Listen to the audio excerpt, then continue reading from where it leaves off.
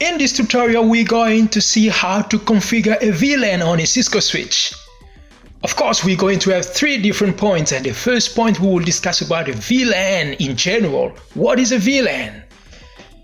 At point number 2, we will see how many different ways to create a VLAN on a Cisco switch. And last but not least, we will discuss about a very interesting concept called internal VLAN configuration. I'm so excited about this subject. Without any further delay, let's get started.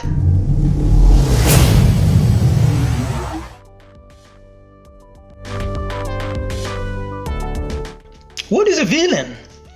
VLAN stands for Virtual Local Area Network. A virtual area network is a broadcast domain, and the purpose of a VLAN is to divide a physical switch into multiple virtual devices called broadcast domains. As we can see on our diagram there, we have 5 equipment, 4 routers, and 1 switch. The purpose of this switch there is just to connect all the routers, and we will split this physical switch into 2 virtual domains. We will have the red routers on the right hand side and the blue routers on the left hand side. The red routers will form what we call one domain, and they will be part of VLAN 5, whereas the blue routers will be part of VLAN 10, and they will form a separate domain or a separate broadcast domain as well. When you configure a switch, or if you connect to a Cisco switch, you will see that we have a VLAN 1, which is the default VLAN, and we have VLAN 1002 all the way to 1005, which are reserved VLANs.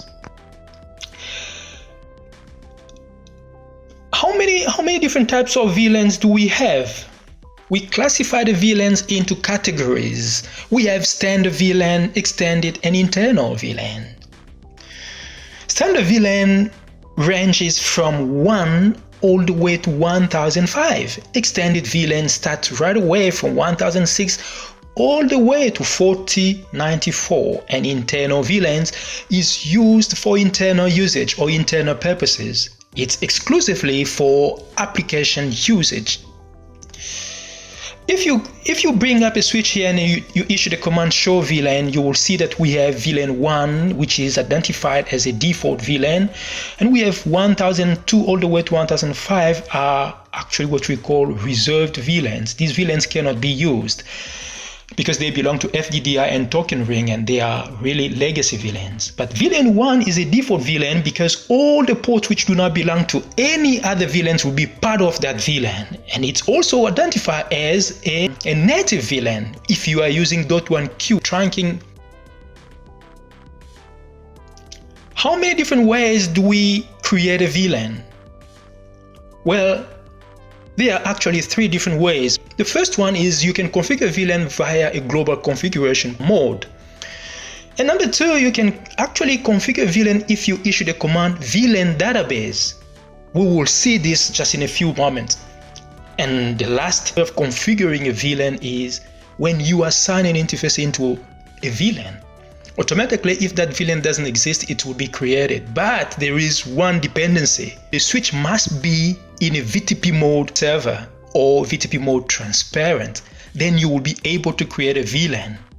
If you're on VTP mode client, you won't be able to create a VLAN because the VTP mode client doesn't have the right to create a VLAN, but can receive and pass the VLAN information to the neighbors. A little bit more on this in a few minutes. We are going to create a VLAN globally using a global configuration mode.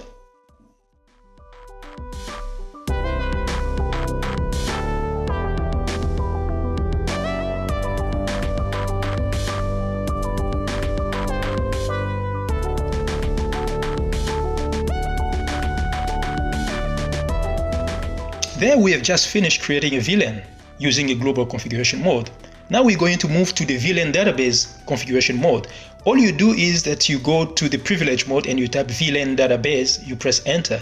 Follow along, but the only problem, the VLAN Database configuration mode is becoming deprecated, and very soon Cisco will actually stop using it. But it has been there for many years with the same warning message, and I don't know why Cisco never removed it from the command line, but as you can see, we can still use it.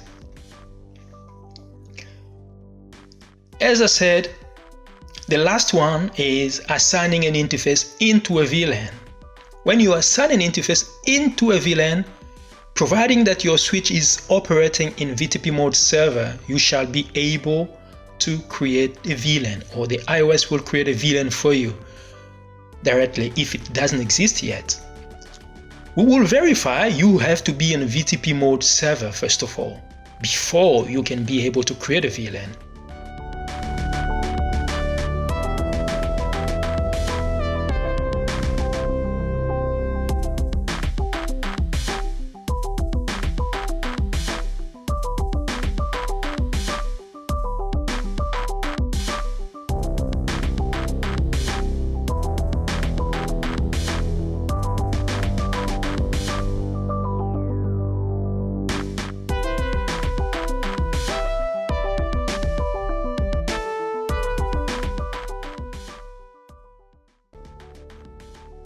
If we change the VTP mode to client and we try to create a VLAN which doesn't exist,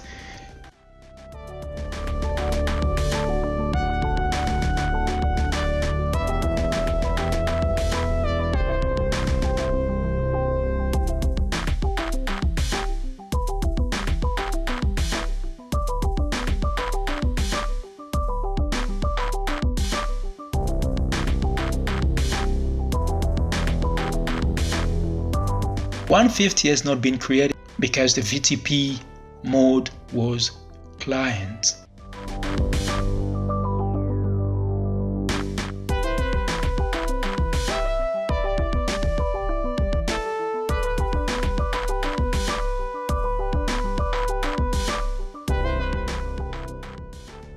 Now that we are comfortable with the concept of VLAN and we understand how to create a VLAN, let's go ahead and finish the configuration of the switch so that we can be able to test the connectivity afterwards.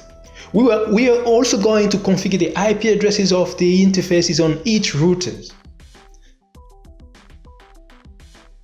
The rule of thumb is when we create a VLAN, we are actually separating a physical device into multiple broadcast domains, multiple virtual appliances. Devices in one VLAN will not be able to ping other devices which are in a separate VLAN. That is the purpose of a VLAN. But for you to be able to do that, we will bring in something called inter-VLAN routing. A little bit more on inter-VLAN routing in our next tutorial. But for now, let's go ahead and test it.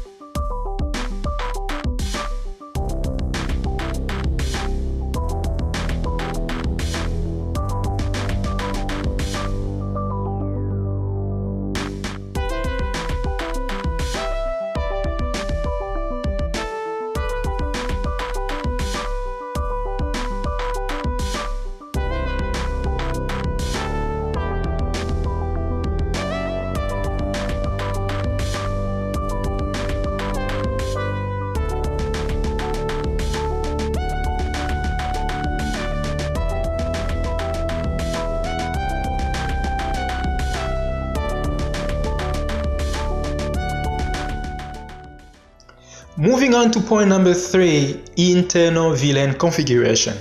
I am so excited about this concept of internal VLAN. Well, I kept the best for last. Can you please ponder and ask yourself, think about internal VLAN. What is an internal VLAN? Well, each time you convert a layer 2 capable interface on a Cisco switch to operate as a layer 3 interface where you can assign an IP address, the switch behind the scene or in the background, the switch is converting that interface to operate as a layer 3. It's actually using an extended VLAN and binding that extended VLAN to that specific interface which has been converted to operate as a layer 3. That's the time when you actually create an internal VLAN without even knowing or caring what is happening behind the scene. To be more practical, when you get into interface level, you issue the command no switch port, you assign an IP address, and then you say no shut and exit. That interface is now a layer 3, and the switch will borrow a VLAN in the extended range and bind that VLAN with that specific interface to give you the layer 3 capabilities. For the switch, that interface is still operating as a layer 2 in the background. So the switch uses an internal VLAN for the applications which are running in the background to provide more other capabilities to the network.